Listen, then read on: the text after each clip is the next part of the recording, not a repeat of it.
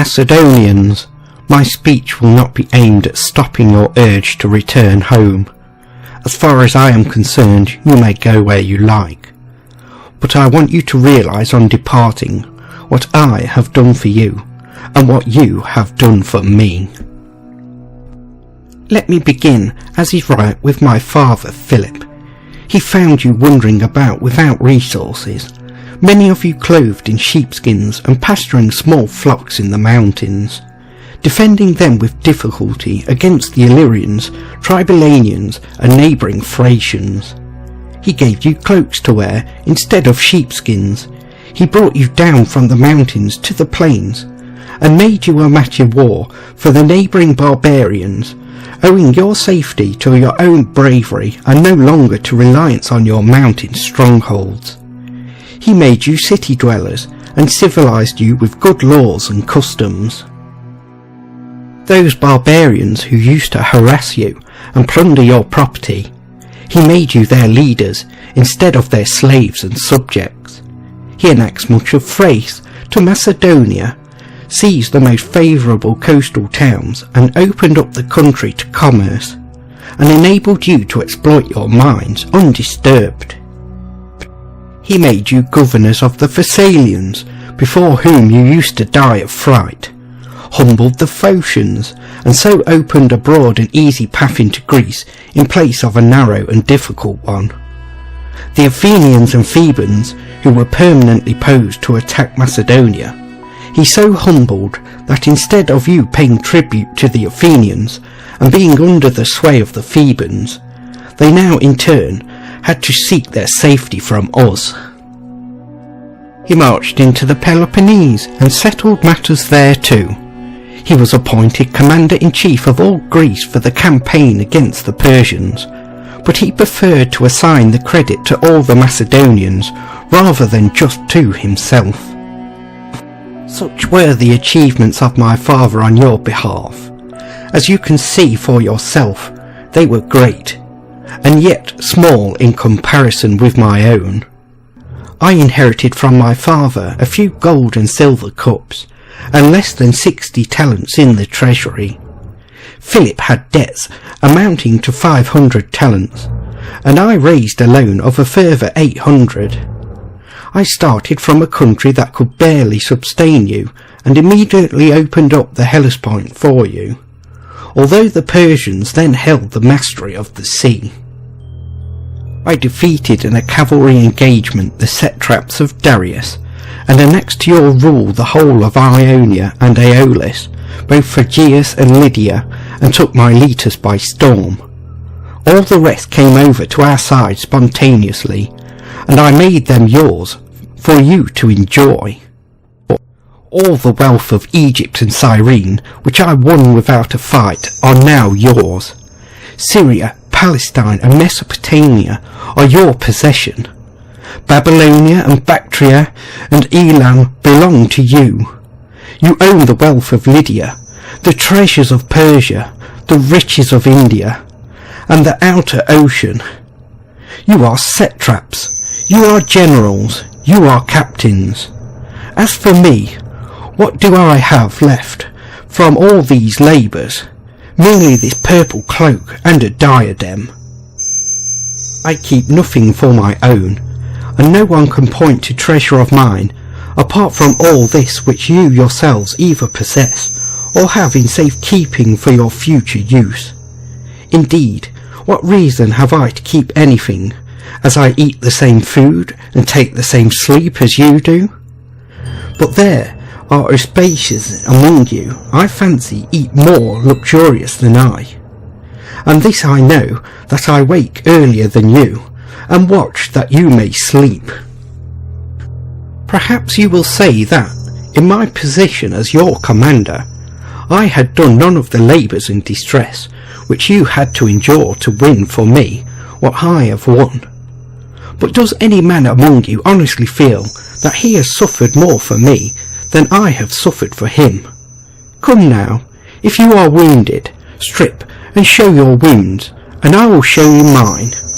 There is no part of my body but my back which has not a scar. not a weapon a man may grasp or fling, the mark of which I do not carry upon me. I have sword cuts from close fights, arrows have pierced me, missiles from catapults have bruised my flesh. Again and again I have been struck by stones or clubs, and all for your sakes, for your glory and your gain. Over every land and sea, across river, mountain and plain, I led you to the world's end, a victorious army. I married as you married, and many of you will have children related by blood to my own.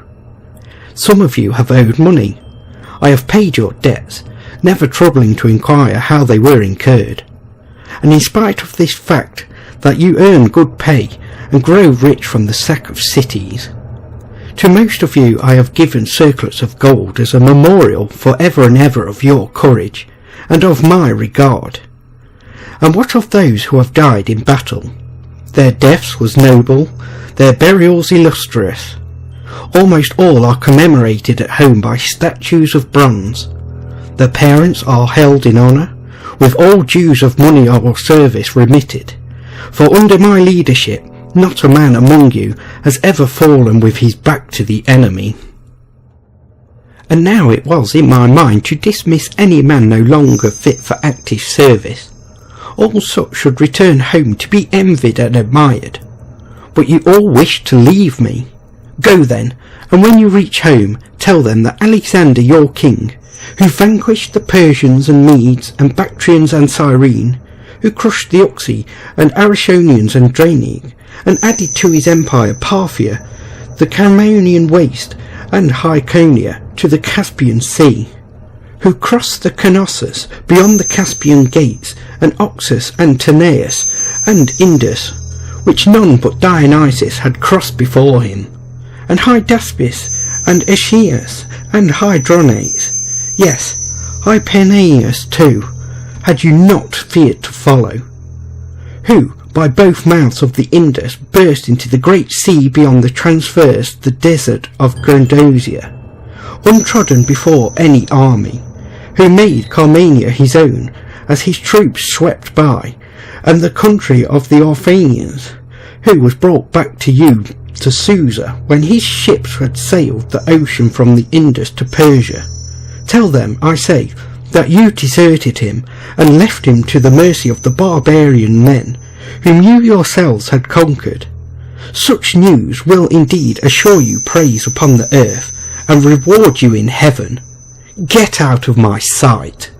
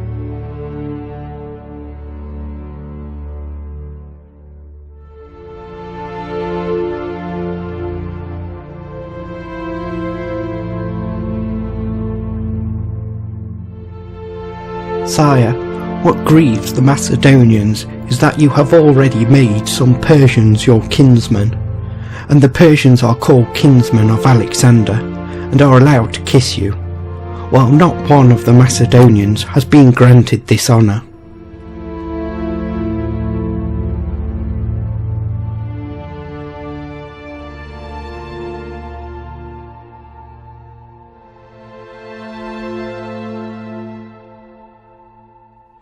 I make you all my kinsmen, and henceforward that shall be your title.